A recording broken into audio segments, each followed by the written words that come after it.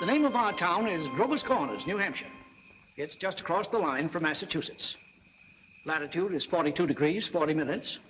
Longitude is 70 degrees, 37 minutes. Running right through the middle of the town is Main Street. Cutting across Main Street on the left is the railroad tracks. Beyond the railroad tracks is Polish Town. You know, foreign folks who come here to work in the mills, a couple of Canuck families, and the Catholic Church. You can see the steeple of the Congregational Church. The Presbyterian is just across the street. The Methodist and the Unitarian are up a block. The Baptist Church is down in the hollow by the river. Next to the post office is the town hall. Jail's in the basement. Brian once made a speech right from those very steps. It's a nice town, know what I mean? Nobody very wonderful ever come out of it, so far as we know. The earliest dates on the tombstones up there in the cemetery say 1670. They're Grovers and Cartwrights and Gibbses and Herseys. Same names as you find around here now. First, we'll show you a day in our town. Not as it is today in the year 1940, but as it used to be in the year 1901. All right, operator, let's start. Yes, sir, that's the way our town looked back in the year 1901. Along Main Street, there's a row of stores with hitching posts and horse blocks in front of them. The first automobile is going to come along in about 5 years. The date is June 7th, 1901. It's just before dawn. Yeah, just about. The sky is already beginning to show some streaks of light in it over there in the east, back of our mountain. The morning star gets wonderful bright the moment before it has to go. The only lights on in the town are in a cottage over in Polish Town where a mother's just giving birth to twins, and down in the depot where Shorty Hawkins is just getting ready to flag the 5:45 for Boston. There she is now. Of course, naturally, out in the country all around, there have been lights on for some time, what with milking and so on. But town folks sleep late. Here comes Joe Crowell delivering the morning papers. So, another day has begun. Here comes Doc Gibbs from that baby case I was telling you about. And this is Doc Gibbs' house. His neighbor is Editor Webb. There's Mrs. Gibbs coming downstairs to get breakfast. Later on, about 1910, she's going out to visit her daughter Rebecca in Canton, Ohio. Mrs. Gibbs is going to die there. Pneumonia. But she's going to be brought back here, and she's going to be buried in the cemetery right here in our town with a whole mess of Gibbses and Herseys. In our town, we like to know the facts about everybody. And there's Mrs. Webb coming downstairs to get her breakfast, too. Mrs. Webb was a Grover before she married Editor Webb. Yeah. Children, time to get up. George, Rebecca. Emily, time to get up. Wally, 7 o'clock. Whoa, Leslie.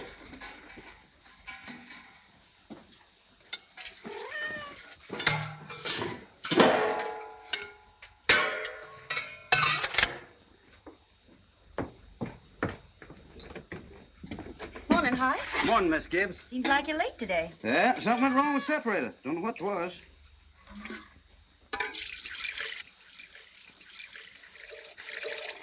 There you be. Thanks, Hi.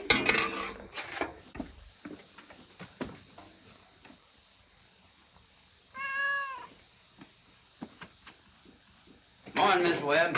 Morning, Mr. Newsom. Mighty fine day. Yeah.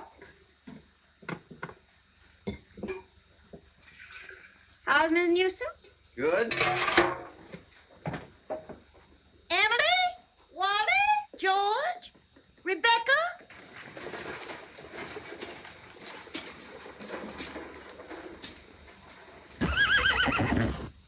Come on, get up. Bessie, come on. What's the matter with you? Oh, they've quit taking milk. Now, come on. Morning, Howie. Come on. Morning, Doc. Bessie acting up? She's all mixed up about the route ever since the Lockhart stopped taking a quart of milk a day. She wants to leave him a quart just the same. Keeps scolding me the whole trip. Somebody sick? Twins over at Mrs. Goloslavsky's. Oh, twins, huh? This town keeps getting bigger every year. Come on. Now, come on, Bessie. Morning, Doc. Morning, Joe. Want your paper now? Yeah, I'll take it. Anybody been sick, Doc? No, twins over in Polish Town. Joe, I see your teacher, Miss Foster's going to get married. Yes, sir, to a fella over in Concord. I declare. How do you boys feel about that? Well, of course, it ain't none of my business, but I think if a person starts out to be a teacher, she ought to stay one. How's the need, Joe? Fine, Doc. Never think about it at all. Only like you said, it always tells me when it's gonna rain. What's it telling you today? Gonna rain? No, sir. Sure? Yes, sir. He never makes a mistake? No, sir. Doc? Joe? I want to tell you something about that boy, Joe Crowell. Joe was awful smart, so he got a scholarship to Boston Tech.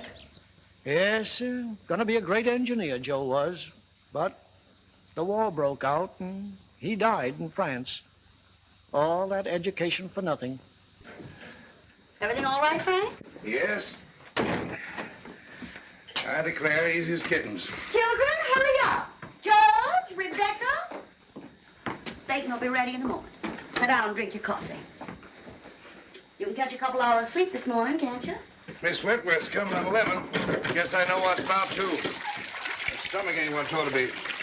All told, you won't get more than 3 hours sleep. Frank Gibbs, I don't know what's going to become of you. Feel we should go away someplace and take a rest. I think it'd do you good.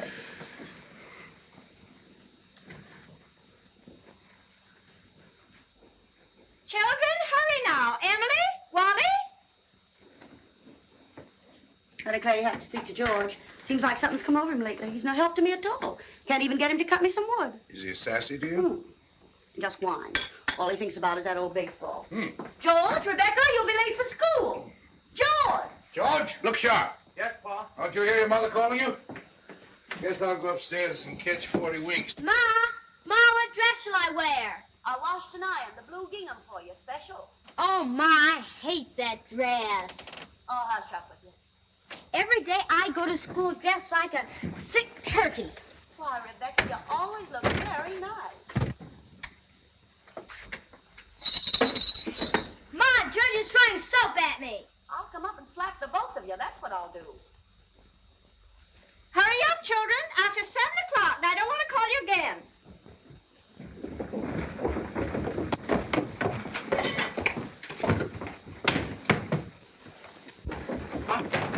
On, children. Children, I won't have it. Breakfast just as good as any other meal, and I won't have you gobbling like wolves. It'll stunt your growth, that's a fact. Wally, put your book away. Oh, Ma, by 10 o'clock I gotta know all about Canada. You know the rules well as I do. No books at table. As for me, I'd rather have my children healthy than bright. Well, I'm both, Mama. You know I am. I'm the brightest girl in school for my age. I have a wonderful memory. Eat your breakfast. Well, I'll speak to your father about it when he's rested. Seems to me like 25 cents a week's enough for a boy your age. I declare, I don't know how you spend it all. Oh, Ma, I got a lot of things to buy. Strawberry phosphates, that's what you spend it on. Well, I don't see how Rebecca comes to have so much money. She's got more than $1. I've been saving it up gradual. Well, dear, I think it's a good thing to spend some now and then. Ma, do you know what I like most in the world? Do you? Money. Eat your breakfast. That's first bell. I gotta go.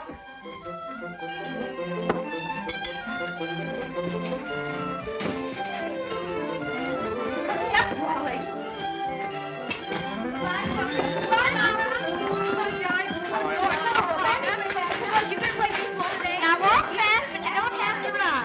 Wally, pull up your pants at the knee. Rebecca, give Miss Foster my best congratulations. Can you remember that? Yes. Rebecca, pick up your feet.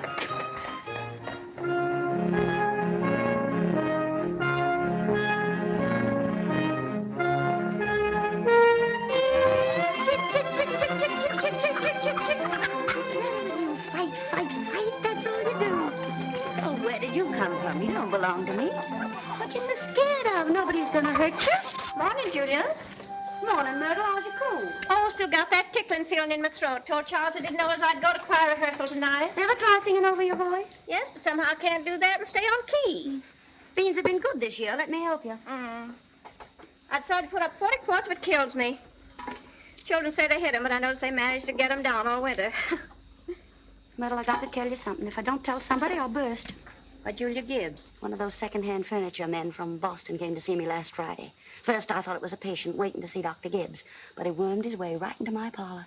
Myrtle Webb, he offered me $350 for Grandmother Hershey's highboys. I'm sitting here. Well, you're going to take it, aren't you? I don't know. You don't know? $350? Well, what's come over you?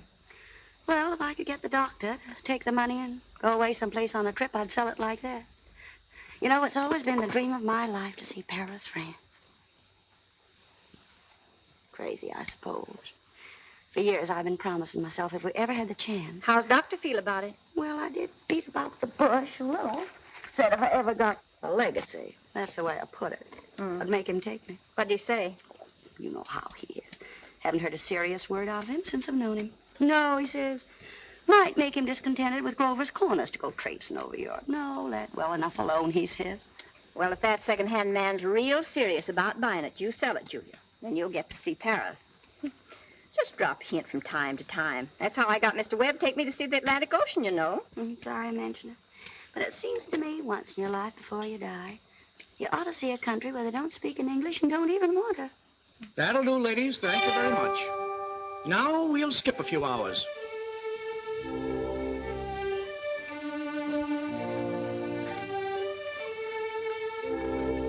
Now, before we get on, I think we ought to have a little more information about the town. A kind of a scientific account, you might say. So I've invited Professor Willard of our state university to come here and kind of sketch in a few details of our past history.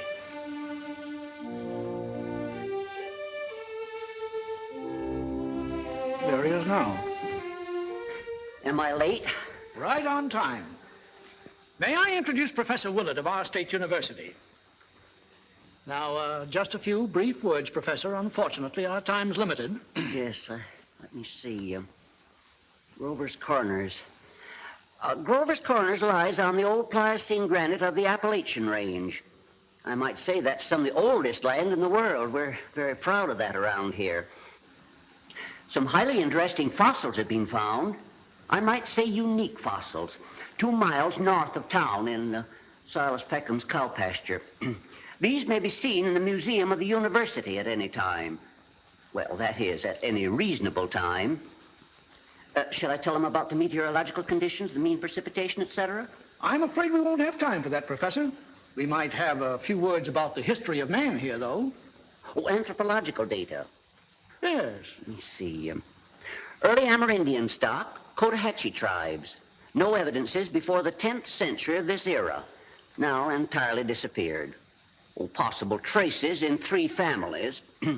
Migration in the early 17th century of English brachiocephalic blue-eyed stock, and since then some Slav and Mediterranean. And the population, Professor?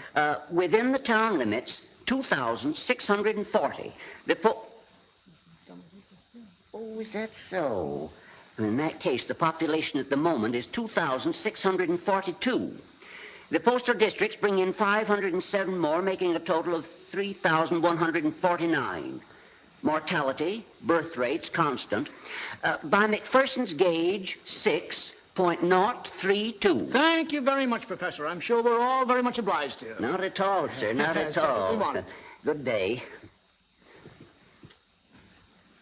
And now the social and political report. Oh, Editor Webb? Mr. Webb? Charlie Webb's the father of Wally and Emily. Emily's the smart girl with a good memory. You know, you saw her at breakfast. All right, Editor Webb, it's your turn now. Well, I don't have to tell you that we run here by a board of selectmen.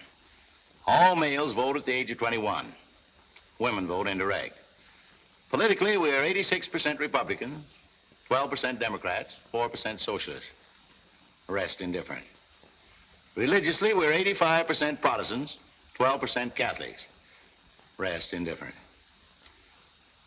Very ordinary town, if you ask me, but our young people here seem to like it well enough. Lots of them settle down right here to live, even after they've been away to college. Now, is there anybody in the audience who'd like to ask Editor Webb any questions about our town? Is there much drinking in Grover's Corners? Well, ma'am, I wouldn't know what you'd call much. Saturday nights, the farmhands meet down at Ellery Greenow's stable and holler some. We got one or two town drunks, but they're always having remorses every time an evangelist comes to town. No, I'd say that liquor wasn't a regular thing in the home here, except in the medicine chest. Right good for snake bites, you know, always was. Mr. Webb. Yes? Mr. Webb, is there any culture or love of beauty in Grover's Corners? Well, no, ma'am, not much. That isn't the sense you mean. There's some girls that play the piano over at the high school commencement, but they ain't happy about it. No, there ain't much culture. Robinson Crusoe and the Bible and Handel's Largo, we all know that, and Whistler's mother. That's about as far as we go. Thank you very much, Mr. Webb. Is there no one in town aware? No, I'm sorry, but we haven't time for any more questions. We must be getting on with the picture. It's getting on in the afternoon. All 2,642 have had their dinners. All the dishes have been washed. There's an early afternoon calm about the town. Charlie Webb's going home to mow his lawn. 1 man in 10 thinks it's a privilege to push his own lawnmower. The afternoon session of school is over. Doc Gibbs is in his office tapping people and making them say, ah. Ah.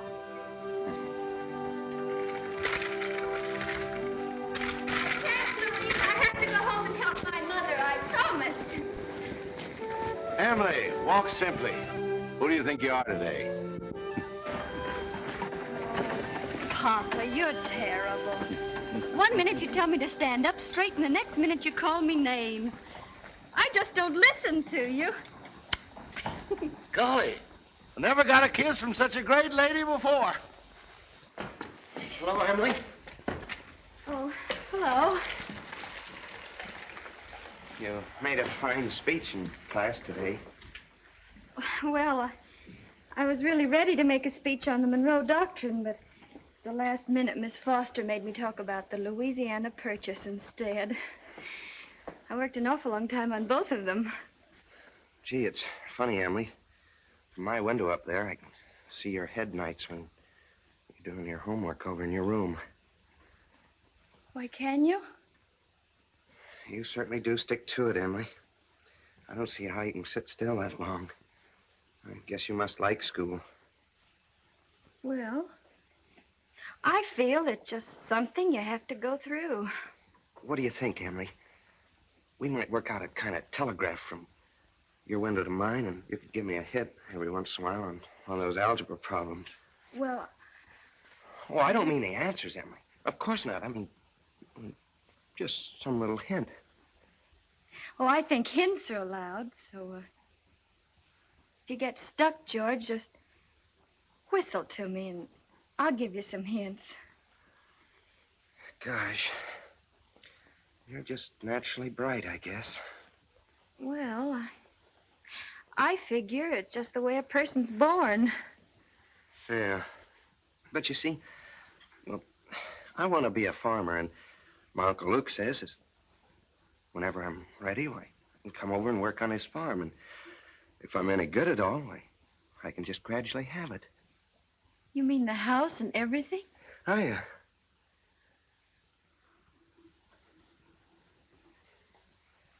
Well, I guess I better be getting out to the baseball field. Thanks for the talk, Emily. Afternoon, Mrs. Webb. Hello, George. So long, Emily. So long, George.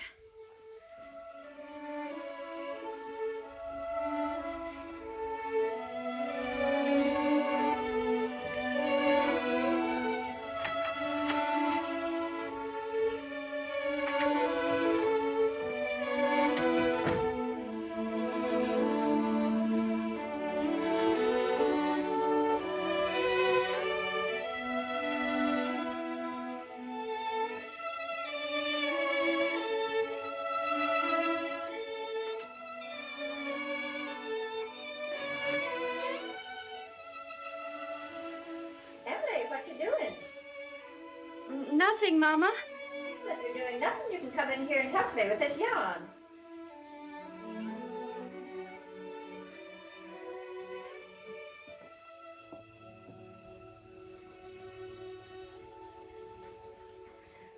Well, George Gibbs let himself have a real conversation, didn't he? He's grown up. How old would George be? Oh, I don't know. Let's see, he must be around 17. Mama made a speech in class today. I was very good. You must recite it to your father at supper. What was it about? The Louisiana Purchase. It was like silk off a spool.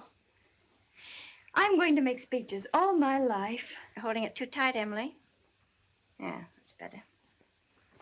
Mama, will you answer me a question? Serious? Seriously, dear, not serious. Seriously, will you? Of course I will. Mama, am I good looking? Of course you are. Both my children have got good features. Be ashamed if they hadn't. Oh, Mama, that's not what I mean. What I mean is, am I pretty? I've already told you yes. Now, that's enough of that. You got a nice, young, pretty face. Never heard such foolishness. Oh, Mama, you never tell us the truth about anything. I am telling you the truth. Mama, were you pretty? Yes, I was, if I do say it. I was the prettiest girl in town next to Mamie Cartwright. Oh, but Mama, you've got to say something about me. Am I pretty enough to get anybody? Well, to get people interested in me. Emily, you make me tired. Now stop it. You're pretty enough for all normal purposes.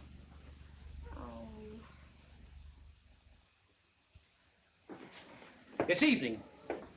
You can hear the choir practicing in the Congregational Church.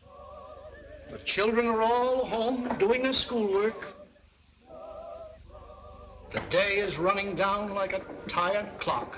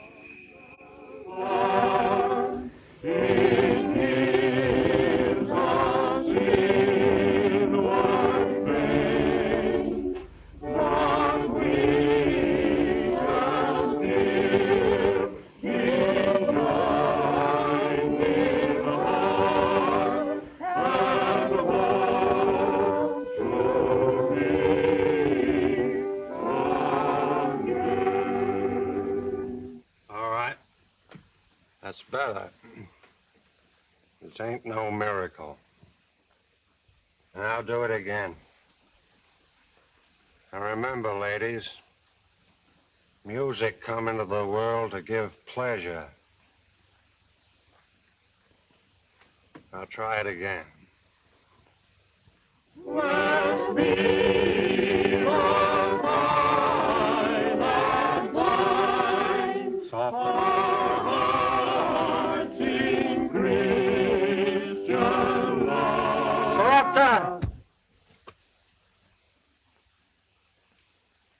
Now listen, everybody. Get it out of your minds that music's only good when it's loud. You leave loudness to the Methodists.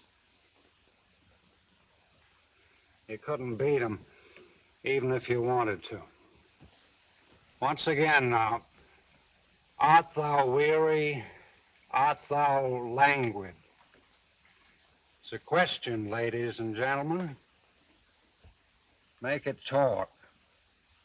Oh, and remember, on Sunday, take the second verse real soft.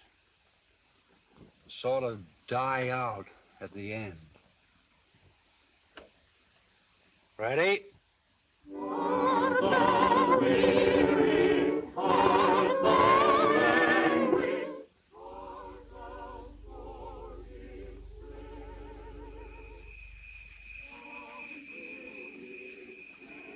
Emily. Oh, hello. I can't work at all. The moonlight's so terrible.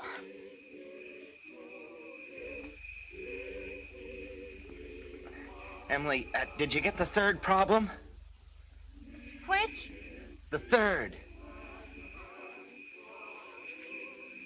Oh, yes, George. That's the easiest of them all. I don't see it. Well, Emily, could you give me a hint? Well, I'll tell you one thing. The answer's in yards. In yards? What do you mean? Square yards. Oh, square yards. Well, yes, George, don't you see? Yeah. Square yards of wallpaper. Oh, I see. Square yards of wallpaper. Thanks a lot, Emily. You're welcome. My, isn't the moonlight terrible?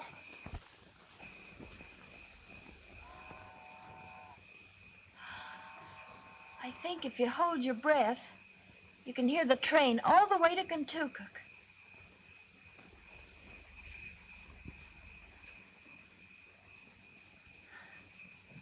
Hear it? Oh, what do you know? Well, I guess I'd better get back now and try to work. Good night, Emily. Good night, George. Oh, George, can you come down a minute? Yes, Paul.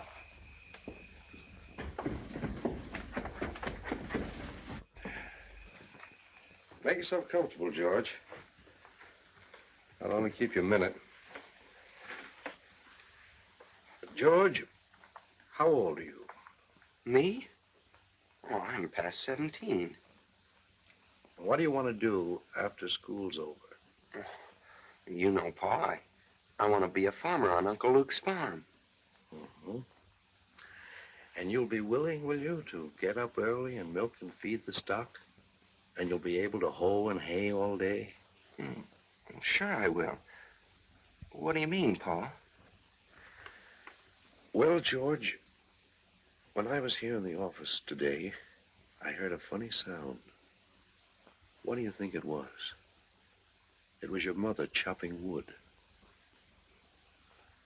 Now, there you see your mother, getting up early, cooking meals all day, washing and ironing, and yet she has to go out in the backyard and chop wood. I suppose she got tired asking you.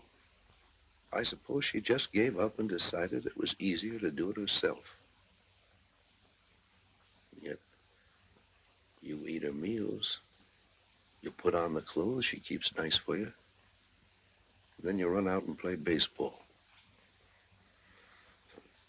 Like she was a hired girl we kept around the house but didn't like very much.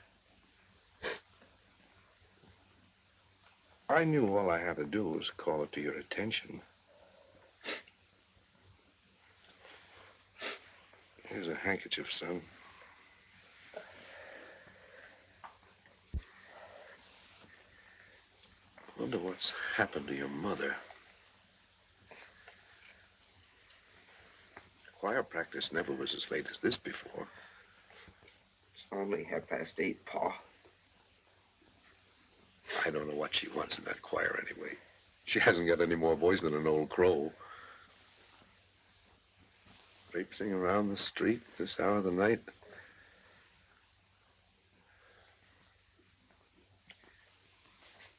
Just about time you retired, don't you think, George? Yes, Pa.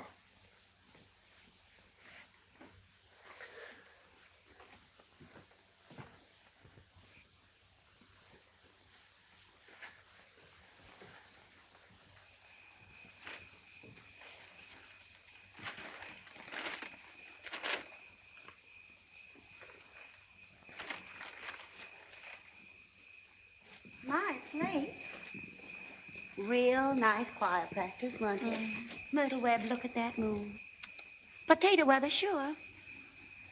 Well, naturally, I didn't want to say a word about it in front of those others. But now we're alone. Really, it's the worst scandal that ever was in this town. What? Why, Simon Stimpson. No, Luella. But, Julia, to have the organist of a church drink, and drunk year after year. Luella. Julia, you know he was drunk tonight. Now, Luella, we all know about Mr. Stimpson, and we all know about the troubles he's been through. And Dr. Ferguson knows, too. And if Dr. Ferguson is willing to keep him on in his job there, the only thing the rest of us can do is just not to notice it. Not to notice it? But it's getting worse. No, it ain't, Luella. It's getting better. I've been in that choir twice as long as you have, and it doesn't happen anywhere near so often. Oh, my. I hate to go to bed on a night like this. Well, good night, Luella. Good night. Good night, Julia. Night, Myrtle. You can get home all right, Luella? Oh, it's bright as day. I can see Mr. Soames scowling at the window now. You think we've been to a dance the way the menfolk carry on. Good night, Julia. Good night, Luella. See you on Sunday. See you then.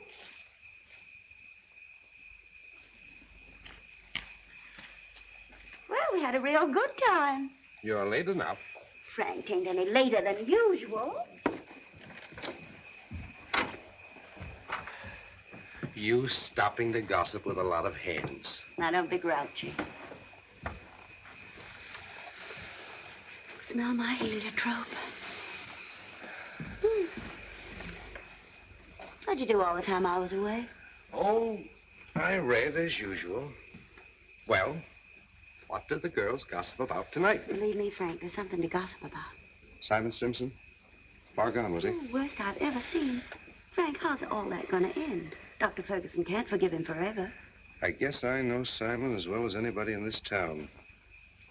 Some people just ain't made for small-town life. I don't know how that'll end. But there's nothing we can do but leave it alone. Get in. Oh, no, not yet. Frank, I'm worried about you. What are you worried about? Well, I think it's my duty to plan for you to get a real rest and change. And if I get that legacy, I'm going to insist upon it. No, Julie, no. There's no sense in going all over that again. Come on. It's getting late. First thing you know, you'll catch a cold. I gave George a piece of my mind tonight. I reckon you'll get your wood chop. For a little while, anyway. You know, Frank, Mrs. Fairchild always locks the front door every night. All the people up in that part of town do. They're all getting too cityfied. That's the trouble with them. They haven't got a thing fit to burgle, and everybody knows it. Good evening, Constable. Evening, Mr. Webb. Quite a moon. Yeah. All quiet tonight? Simon Stimpson is rolling around a little. I just saw his wife moving out to hunt for him. So I looked the other way. There he is now.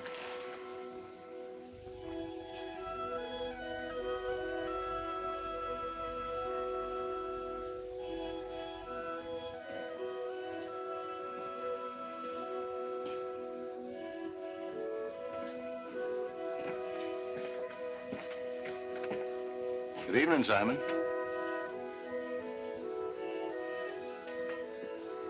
Good evening. Most of the town settled down for the evening. Guess we'd better do the same. Can I walk along with you?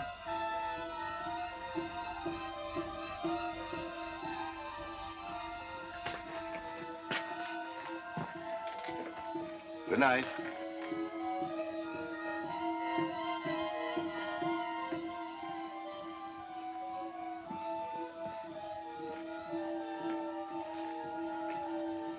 I don't know how that's going to end. Oh, Bill, if you see my boy smoking cigarettes, give a word to him, will you? He thinks a lot of you, Bill. I don't think he smokes no cigarettes, Mr. Webb. Leastways, not more than 2 or 3 a year. Well, I hope not. Good night, Bill. Night, Mr. Webb.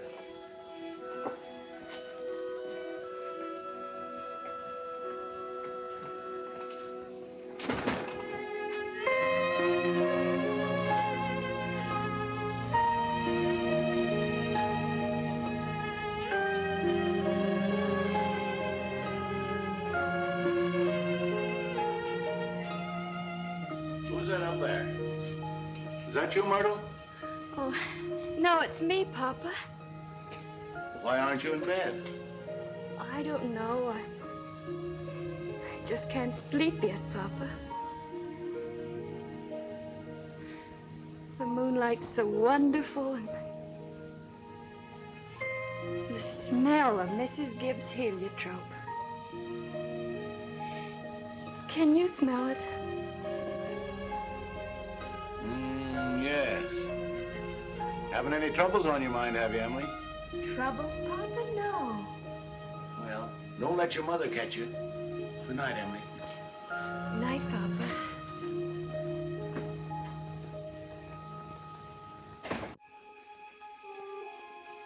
I never told you about that letter Jane Crofut got from her minister when she was sick. He wrote Jane a letter, and on the envelope, the address was like this.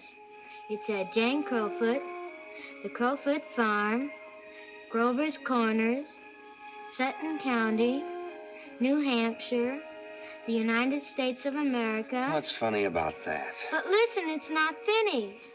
The United States of America, continent of North America, Western Hemisphere, the Earth, the solar system, the universe, the mind of God. That's what it said on the envelope. What do you know? Yep, and the postman brought it just the same. What do you know?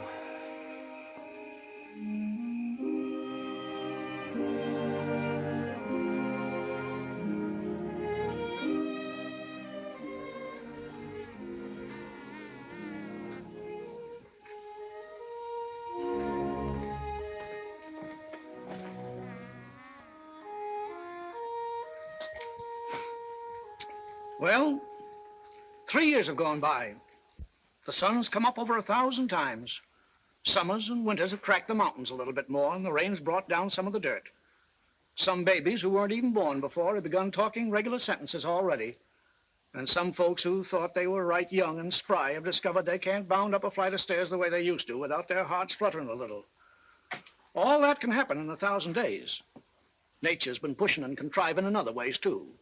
A number of young people fell in love and got married.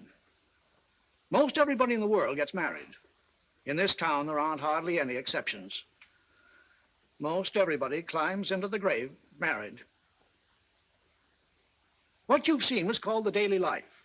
Let's call what you're going to see love and marriage. So it's 3 years later. It's 1904. It's July 7th, just after the high school commencement. That's the time most young people jump up and get married. Soon as they've passed their final examinations in solid geometry and Cicero's orations, that's the time most young people think themselves fitted to get married. It's early morning again. Only this time it's been raining. It's been thundering and pouring. I don't know. May start in again any moment. Yeah. There's the 5:45 for Boston. And there's Cy Crow delivering the papers like his brother before him. And there's Mrs. Gibbs and Mrs. Webb coming downstairs to get breakfast just as though this were an ordinary day. I don't have to point out to the women in the audience that both these ladies they see before them, both these ladies have been cooking 3 meals a day, one of them for 21 years and the other for 25, and never took a summer vacation. They raised 2 children apiece, washed, cleaned the house, and never had a nervous breakdown. And here comes Howie Newsom and Bessie delivering the milk.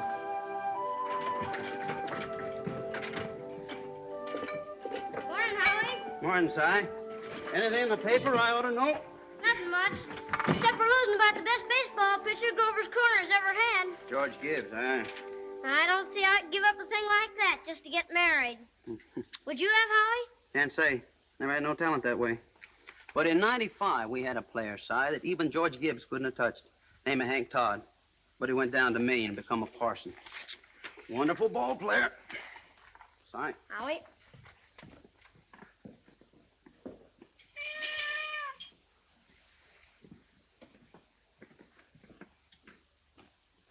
Morning, Miss Gibbs.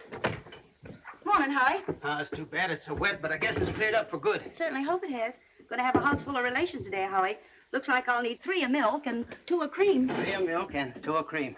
My wife says to tell you we hope they'll be happy. No, they will. Thanks a lot, Holly. Tell your wife I hope she gets the wedding. Maybe she can. She'll get there if she can. Morning, Miss Webb. Morning, Mr. Newsom. Told you 4 quarts, but I hope you can spare me another. Yes, I brought you a pint of cream, too. Miss Newsom told me special to tell you as how we hope to be very happy. No, they will. Thank you, Mr. Newsom, and thank Mrs. Newsom. We're counting on seeing you at the church. Yes, sir. We hope to get there all right. Couldn't miss that. Well, Ma, day's come. You're losing one of your chicks. Frank Gibbs, don't you say another word. I feel like crying any minute. Sit down and drink your coffee. Bloom's upstairs shaving himself, only there ain't very much to shave. He's whistling and singing like he was glad to leave us. Every now and then saying, I do, to the mirror. But it don't sound convincing to me. I declare, Frank, I don't know how he's going to get along. I've always arranged his clothes for him, seeing to it that his feet were dry and he had warm things on. They're too young, Frank. Emily'll never think of those things. You'll catch his death a cold within a week. I remember my wedding morning, Julie. Don't stop that, Frank Gibbs. I was the scaredest young fellow in the state of New Hampshire. Thought I'd made a mistake for sure. And when I saw you coming down the aisle, I thought you were the prettiest girl I'd ever seen. The whole trouble was I'd never seen you before. There I was, right in the Congregational Church, being married to a total stranger. Well, how do you think I felt? I tell you, Frank, weddings are perfectly horrible things. Farces, that's what they are. Made something for you. Why, Julie Hersey. French toast. It ain't hard to make. Besides, I had to do something. How'd you sleep last night, Julie? Heard a lot of hours struck off. I get a shock every time I think of George setting out as a family man. That great, gangling thing. I tell you, Julie, there's nothing in the world so terrifying as a son. The relation between a father and a son is the dangdest, awkwardest... Well, mother and daughter's no picnic, I can tell you. I do. I do.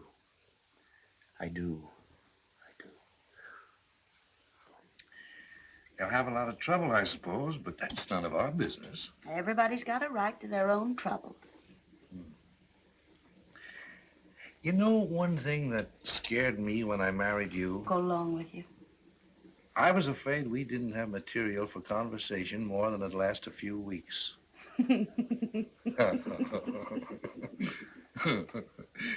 I was afraid we'd run out and have to eat our meals in silence. It's a fact. Well, you and I have been conversing for 20 years without any noticeable barren spells. Good weather, bad weather, 'tain't very choice, but I always find something to say. Did you hear Rebecca stirring around up there? No. This is the only day in the year when she isn't managing everyone's affairs up there. She's hiding in her room, and I have an idea she's crying. Land sakes, this has got to stop. Rebecca? Rebecca, come and eat your breakfast.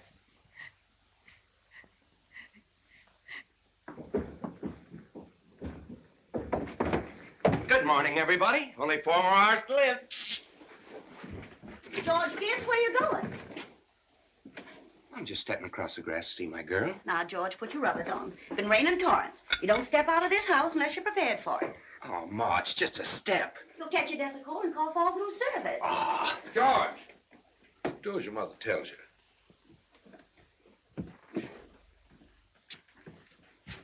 From tomorrow on, you can kill yourself in all weathers, but when you're in my house, you'll live wisely, thank you. Maybe Mrs. Webb ain't used to call us at 7 o'clock in the morning. Here, have a cup of coffee first. Be back in a minute. Good morning, Mother George. Webb. Goodness, you frighten me. George, I hate to say it, but you understand I can't ask you in. Why not? You know as well as I do a groom can't see his bride on his wedding day. Not till he sees her in church first. Oh, that's just a superstition. Good morning, Mr. Webb. Morning, George. You don't believe in that superstition, do you? There's a lot of common sense in superstitions, George. Millions have followed it, and don't you be the first to fly in the face of custom. How's Emily? She hasn't waked up yet. Haven't heard a sound out of her. Emily's asleep. Well, no wonder we were up till all hours, sewing and packing. Tell you what I'll do, George. You sit down here with Mr. Webb for a minute, drink that cup of coffee. And I'll run up and see that she doesn't come down and surprise you. There's some bacon there. I don't be too long about it.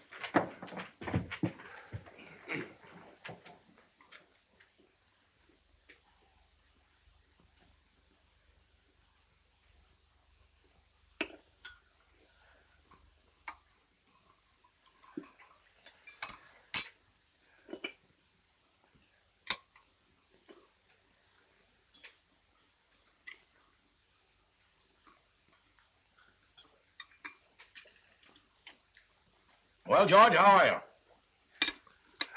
Oh, I'm fine. Mr. Webb, what common sense could there be in a superstition like that?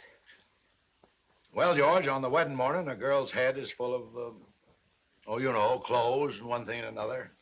Don't you think that's probably it? Well, yes. Guess I never thought of that before. The girl's apt to be a mite nervous on her wedding day. Gee, I wish a person could get married without all that marching up and down. Every man that's ever lived has felt that way, George. And it hasn't been any use. It's the women folks who've built up weddings, my boy. All those good women standing shoulder to shoulder, making sure that the knot's tied in a mighty public way. Well, you believe in it, don't you, Mr. Webb? Oh, yes. Oh, yes. Now, don't misunderstand me, George. Marriage is a wonderful thing. A wonderful thing. Don't you forget that, George. No, sir.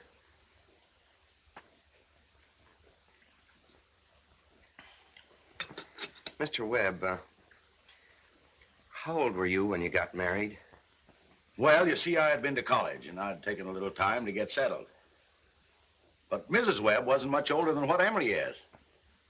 Oh, age hasn't much to do with it, my boy.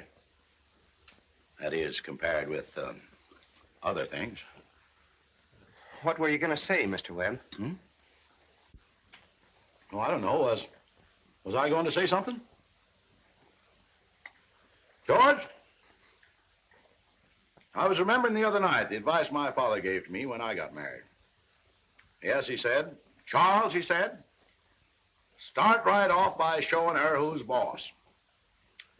Best thing to do is to give an order about something, even if it don't make sense. Just so she'll learn to obey, he said. Then he said, if anything about her irritates you, conversation or anything, get right up and leave the house. That'll make it clear to her. And oh, yes, he said, never tell your wife how much money you have. Never. Well, I couldn't exactly do that. So I took the opposite of his advice, and I've been happy ever since.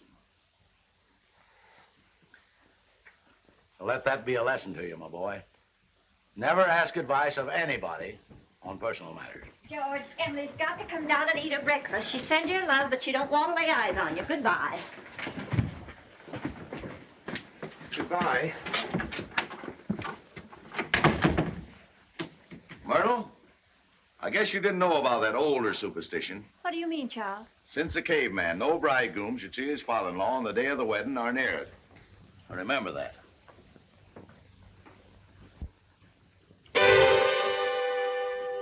Now, before we get on with the wedding, I think we should see how it all began, this plan to spend a lifetime together. I'm awfully interested in how such big things begin. You know, you're 21 or 22, and then you're 70. You've been a lawyer for 50 years, and the white-haired lady beside you has eaten 50,000 meals with you. How do such things begin? Now, George and Emily are going to show you the conversation they had when they first knew, as the saying goes, they were meant for one another. Now, it all happened last year on the way home from school. George had just been elected president of the senior class, and Emily had just been elected secretary and treasurer. Now, you all know how important that is. Emily, can I carry your books home for you? Well, thank you. It isn't far. Bob, if I'm late, start practicing. Give Herb some long high ones. All right. Awfully glad you were elected, too, Emily. Thank you.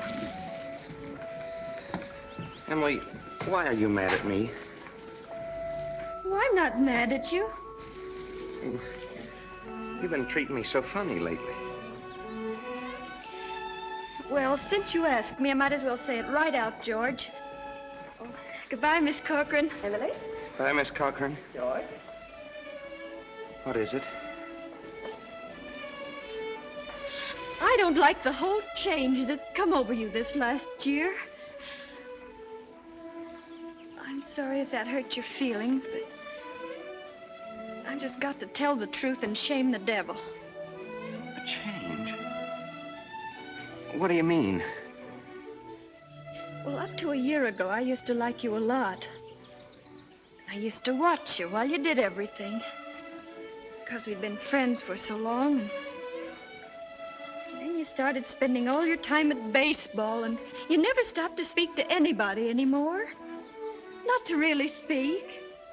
Not even to your own family you didn't. And George, it's a fact. Since you've been captain, you got awful stuck up and conceited, and all the girls say so. It hurts me to hear them say it, but I have to agree with them a little because it's true. Oh, gosh, Emily. I never thought that such a thing was happening to me. I guess it's hard for a fellow not to have some faults creep into his character. I always expect a man to be perfect, and I think he should be. Well, I don't think it's possible to be perfect, Emily. Well, my father is. And as far as I can see, your father is. And there's no reason on earth why you shouldn't be, too. Well, I feel that it's just the other way around. That, well, men aren't naturally good, but girls are. Well, you might as well know right now that I'm not perfect. It isn't as easy for a girl to be perfect as a man because, well, we girls are more nervous. Oh, now I'm sorry I said that about you. I don't know what made me say it. Emily... Now I can see it isn't the truth at all.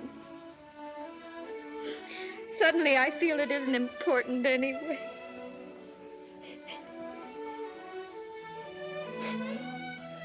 Emily, would you like a ice cream soda or something before you go home?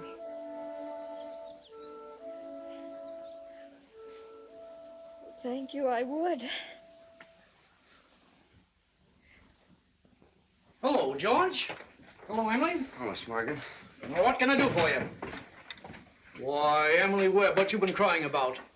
Well, she got an awful scare, Mr. Morgan. That hardware store wagon almost ran over her. And everybody says that Tom Huckins drives like a crazy man. Well, here, let me give you a glass of water. Gracious, you look all shook up. I tell you, you gotta look both ways before you cross Main Street these days. It's getting worse every year.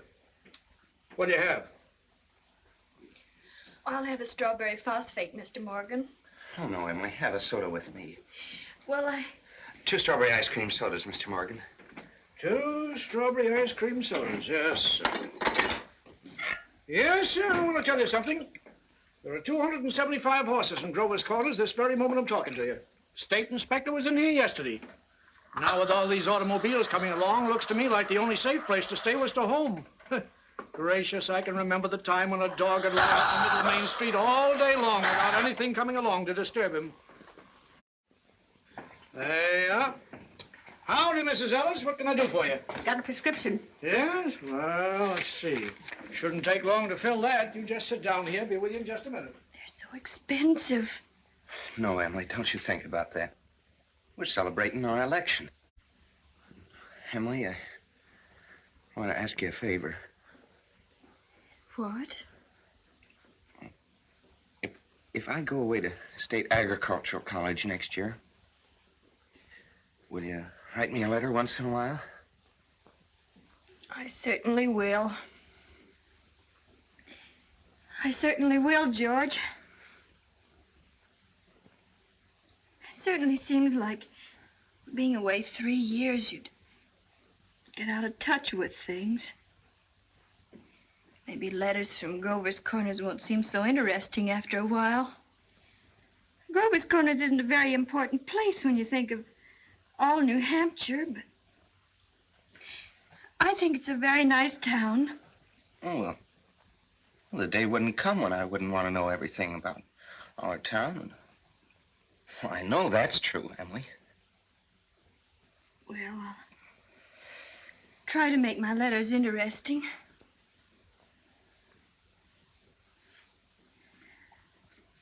You know, Emily, whenever I meet a farmer, I asked him if he thinks it's important to go to agricultural school to be a good farmer. Why, George. Yeah, and some of them even say it's a waste of time. And well, you can get all that stuff anyway in the pamphlets the government puts out. Well, Uncle Luke's getting pretty old, and he's about ready for me to start taking over his farm. Tomorrow, if I could. Oh, but George, maybe it's important for you to go and learn all that about cattle judging and soils and those things. Of course, I don't know. Emily, I'm gonna make up my mind right now. I won't go. I'll tell Pa about it tonight. But, George, you don't have to decide right now. It's a whole year away. Emily, I'm glad you spoke to me about that. Well, that fault in my character. Oh. And everything you said was right, but there was one thing wrong with it. And that's when you said I wasn't noticing people. And you, for instance. You say you were watching me when I did everything. I was doing the same thing about you all the time. Why? Sure, I always thought about you as one of the chief people I thought about. I always made sure where you're sitting on the bleachers and who you were with. And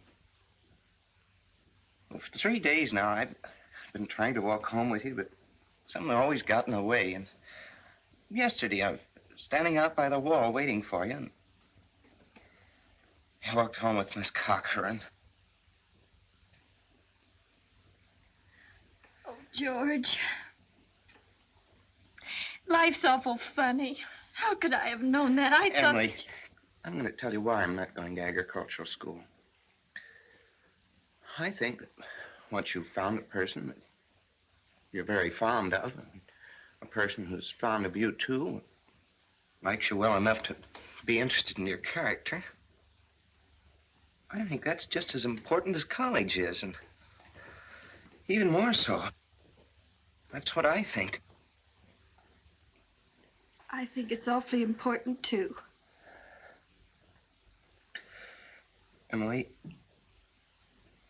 Yes, George? Emily, if I do improve and make a big change, well, would you be... I mean, could you be... I am now. I always have been.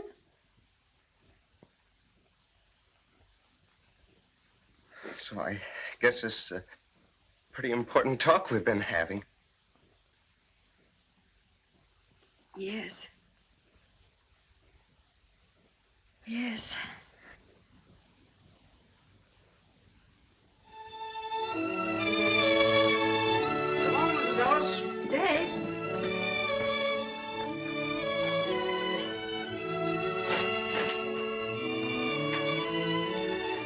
If you'll wait a minute, I'll walk you home.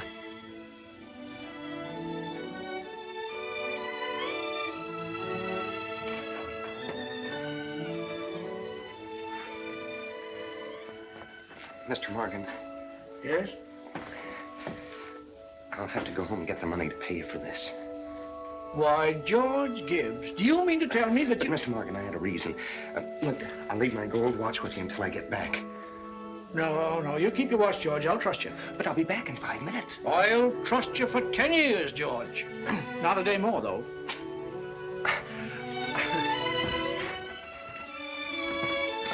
Feeling all right now, Emily? Oh, yes. Thank you, Mr. Morgan. It's nothing. I'm ready.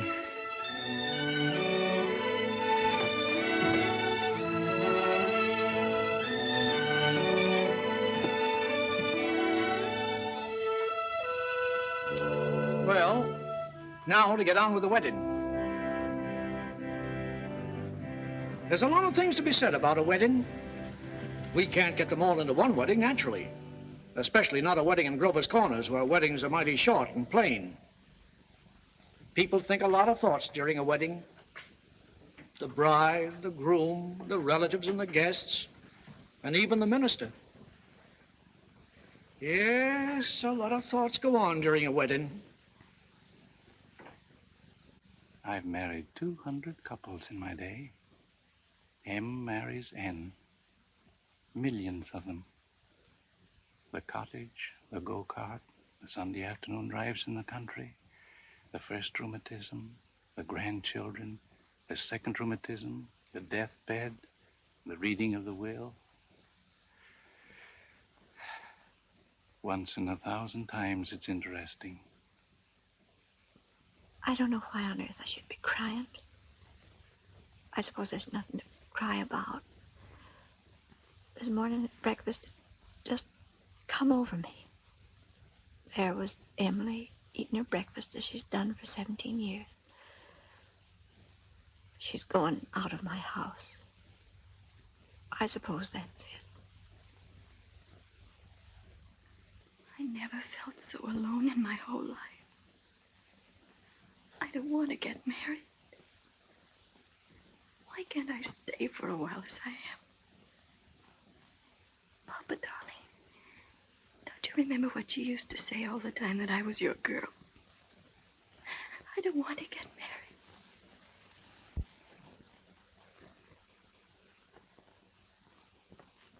Gee, I'm gonna get married. I'm grown up. I'm getting old. I don't want to get old, taking on all these responsibilities. Why is everybody pushing me so? All I want to do is be a fella. And I'm going to get married.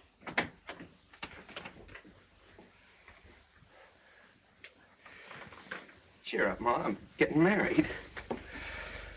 Come on, Ma. Now, Ma, you save Thursday nights. Emily and I'll be over for supper every Thursday night. You'll see. Come on, Ma. We've got to get ready for this. Got the ring? Oh, yes, sir. Come on.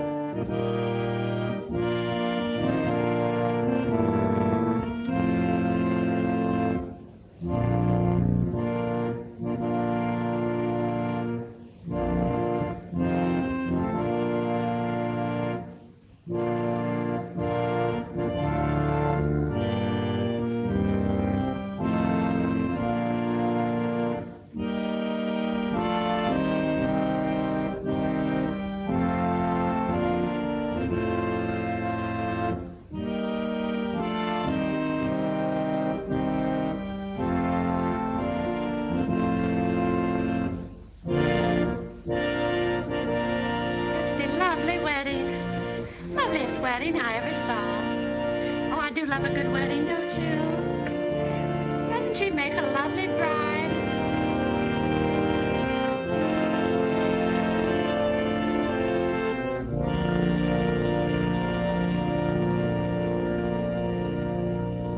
Dearly beloved, we are gathered together here in the sight of God and in the face of this company to join together this man and this woman in holy matrimony. Don't know when I've seen such a lovely wedding. Be entered into I always cry. But reverently, I don't know why it is, but advisedly, I always soberly, cry. and in the fear of God. I just like to see young people Into happy. this holy estate, these two They're persons such a present lovely come now to couple. be joined. I've never I been to such a require and nice charge you wedding. both, in sickness I'm and sure- in health, to love and to cherish till death you do part, according to God's holy ordinance, and thereto plight her your troth. I do. Do you, Emily, take George to your wedded husband, to have and to hold from this day forward, for better, for worse, for richer, for poorer, in sickness and in health, to love and to cherish till death you do part, according to God's holy ordinance, and thereto plight him your troth? I do. What token dost thou give of thy sincerity? With this ring, With this ring, I thee wed. I thee wed. For as much as George and Emily have consented together in holy wedlock, and have witnessed the same before God and this company, and have declared the same by giving and receiving a ring, I pronounce that they are husband and wife. Amen.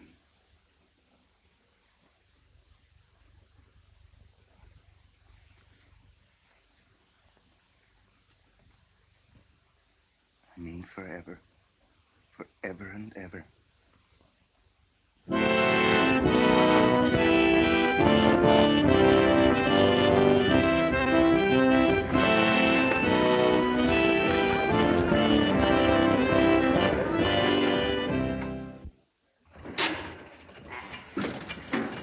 Pay you first of the month, like usual. Hey, ya, Howie.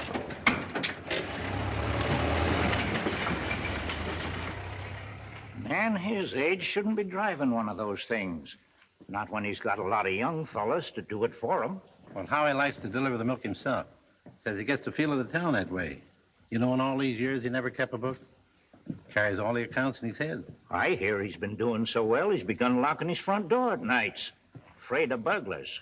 Ain't no burglars in this town yet. No, but Howie's heard about them.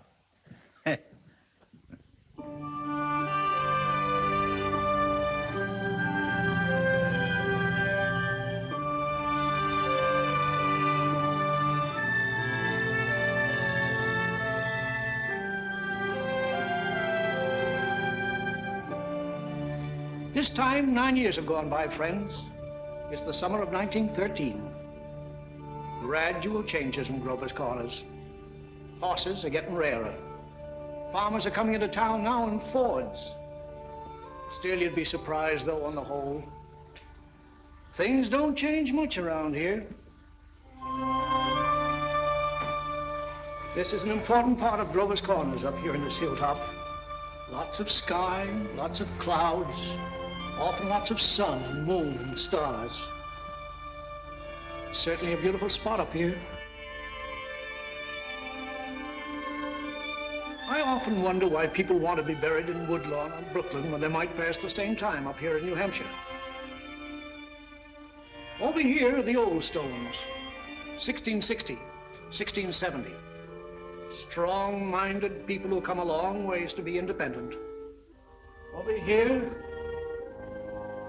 are some Civil War veterans. Iron flags on their graves. New Hampshire boys. They had a notion that the Union ought to be kept together, although they'd never seen more than 50 miles of it themselves. All they knew was a name, friends. The United States of America. The United States of America. And they went and died about it.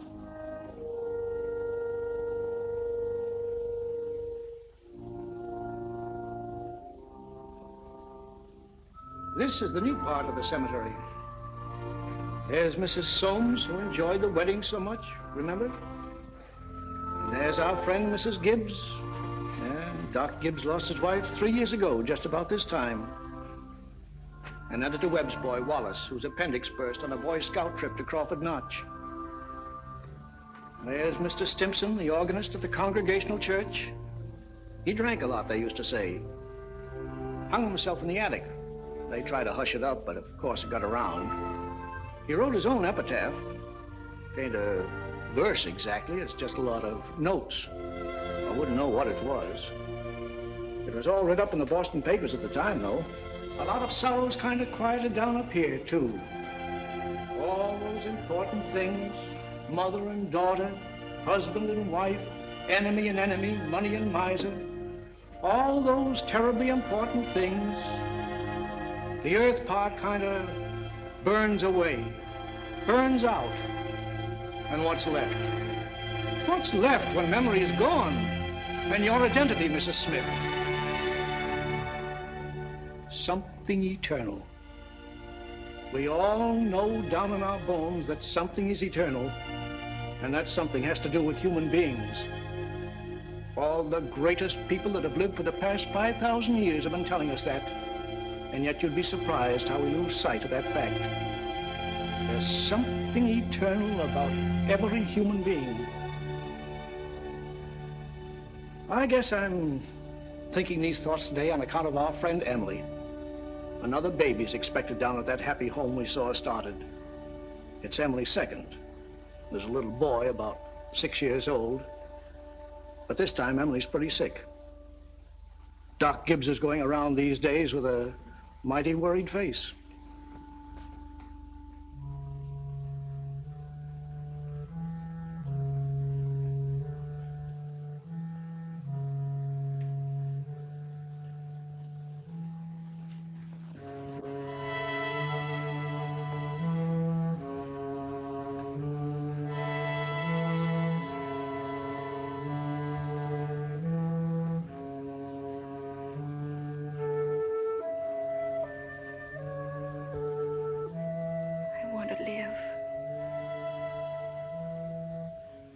want to live.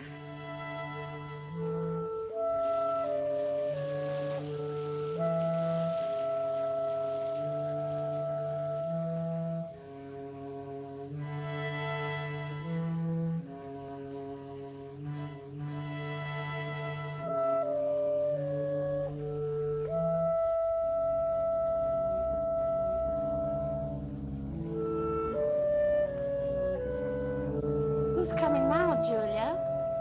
My daughter-in-law, Emily Webb. What ails her? Trouble bringing a baby into the world. Why, I remember Emily's wedding. Wasn't it a lovely wedding? I remember I called on George and Emily at their farm just before I died. Perfectly beautiful farm.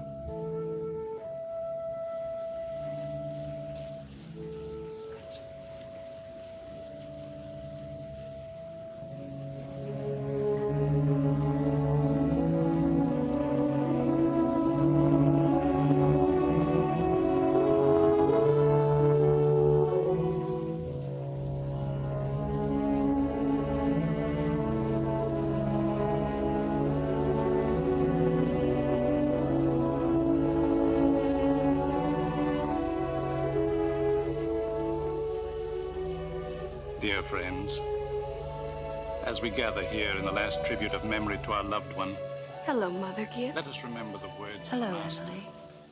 Hello, I Emily. am the resurrection and the life. Hello, Mrs. Soames. He that believeth in me Hello, sis. Hello, Wally. eternal in the heavens.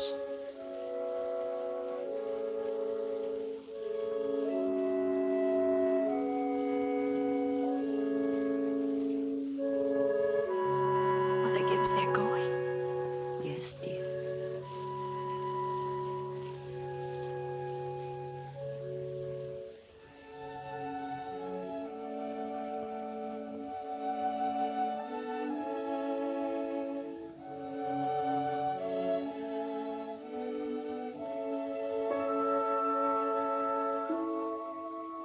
Father Gibbs is bringing some of my flowers to you, Mother Gibbs.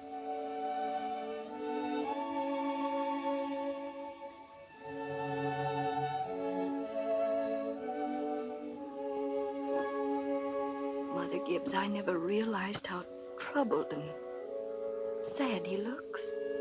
I loved him so. Father Gibbs.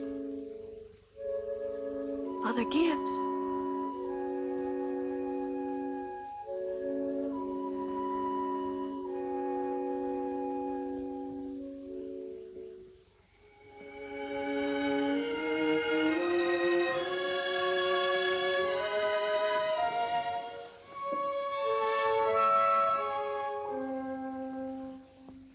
I'm so tired, Mother Gibbs.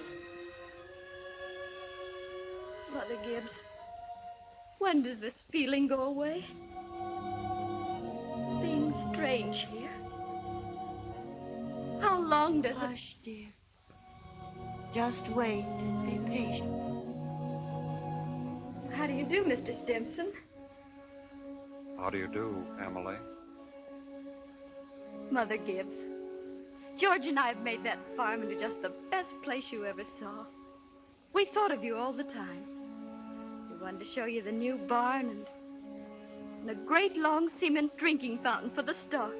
We bought that out of the money you left us. I did. Mother Gibbs, don't you remember? The legacy you left us. Why, it was more than $350. Oh, yeah. Yes, Emily. It won't be the same to George without me. But it's a lovely farm. My boy's spending the day at Mrs. Carter's. Oh, Mr. Carter, my little boy is spending the day at your house. He is? Yes, he loves it there. Mother Gibbs, one can go back in memory and live each of those days over again. just then for a moment I was thinking about the farm. For a moment I was there. And my baby was in my arms as plain as day. Yes, but when you've been here longer, you'll realize that our life here is to forget all that. To think of what is ahead and be ready for what is ahead. But Mother Gibbs, how can I ever forget that life? It's all I know, it's all I had. One can go back and live all those days over again. I feel it, I know it. You not only live it, you watch yourself living it. I'll choose a happy day. Oh, Emily, it isn't wise. Really, it isn't. I'll choose the day I first knew I loved George.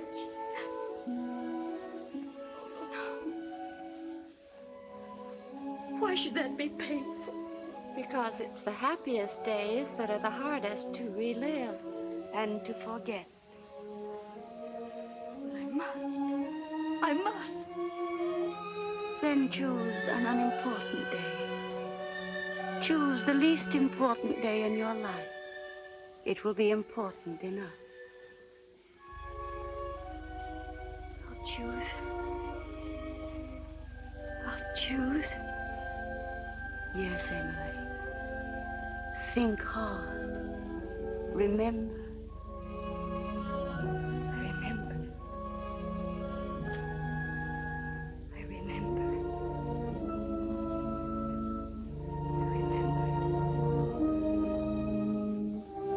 There's Main Street. Well, that's Mr. Morgan's drugstore before he changed. And there's the livery stable. That's the town I knew as a little girl. And look, there's the old white fence that used to be around our house. Oh, I'd forgotten that. I love it so.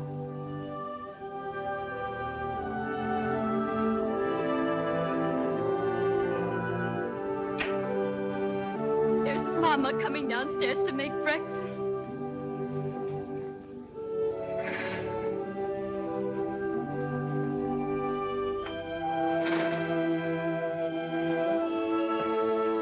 Mama.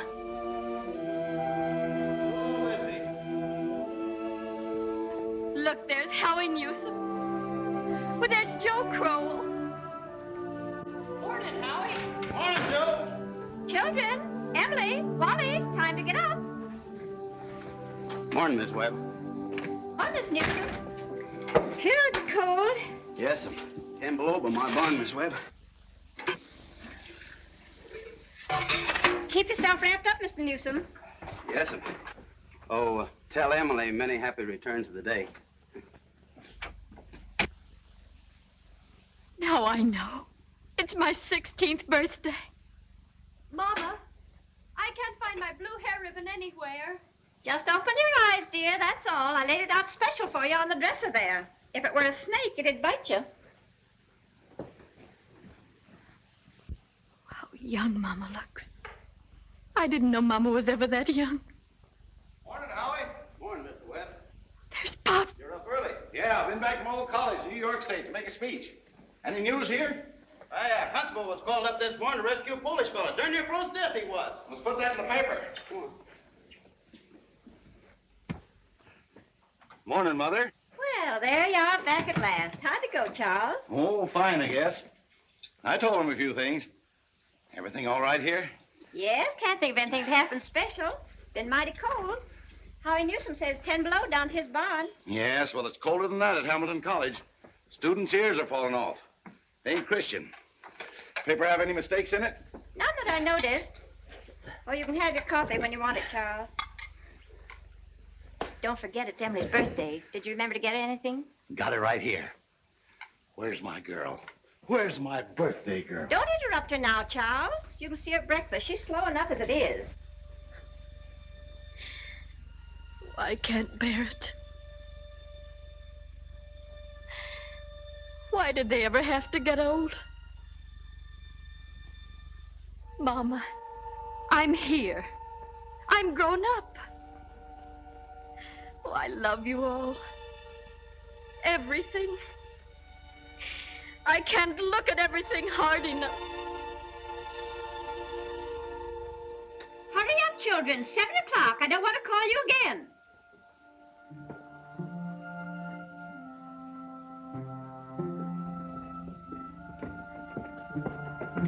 Morning, Mama. Well, now, dear. A happy birthday to my girl and many happy returns. Surprise is waiting for you on the table there. Oh, Mama, you shouldn't have. I can't.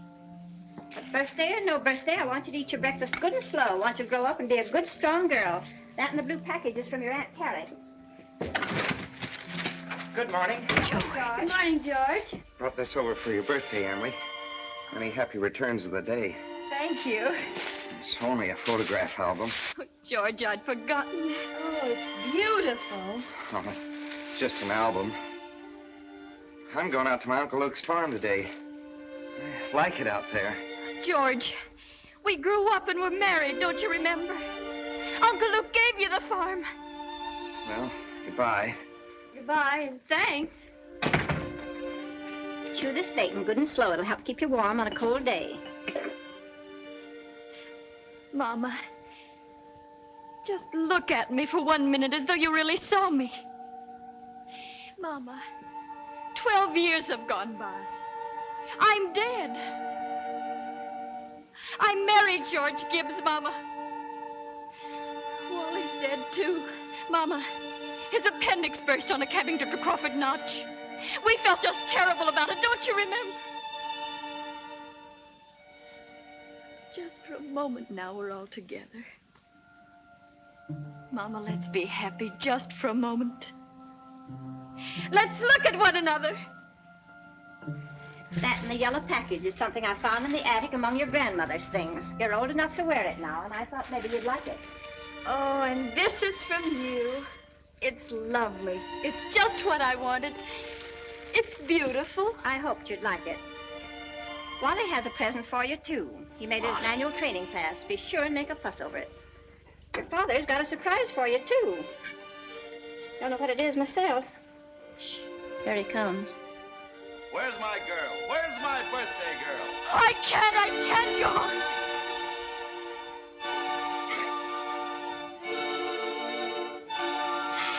It goes so fast. We don't have time to look at one another.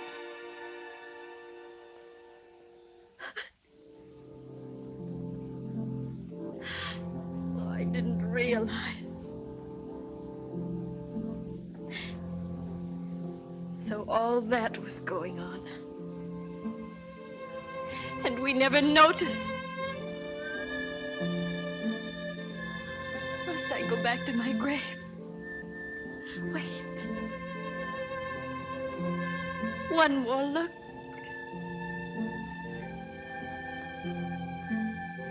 Goodbye. Goodbye, world. Goodbye, Grover's Corners. Mama and Papa. Goodbye to clocks ticking and my butternut tree and Mama's sunflowers. Food and coffee and new iron dresses and hot baths and sleeping and waking up. Oh, Earth, you're too wonderful for anybody to realize you. Do any human beings ever realize life while they live it? Every minute. Oh, I want to live, I want to live, I want to live. Of course you do, Emily, of course.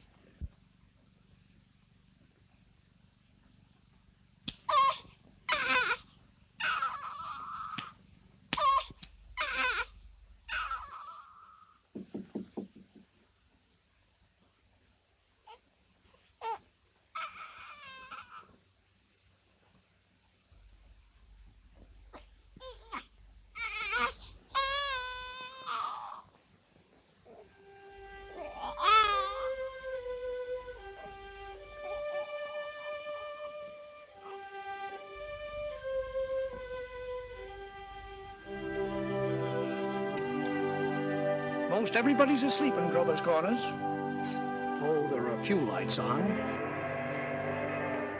Down at the depot, Shorty Hawkins has just watched the Albany train go by. And of course, out in George and Emily's farm, they're still up.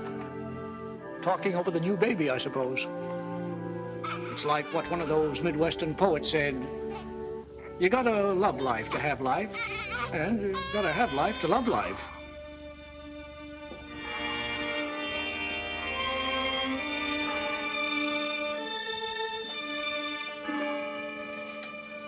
"11 o'clock in Grover's Corners. Tomorrow's another day. Everybody's resting in Grover's Corners. You get a good rest, too."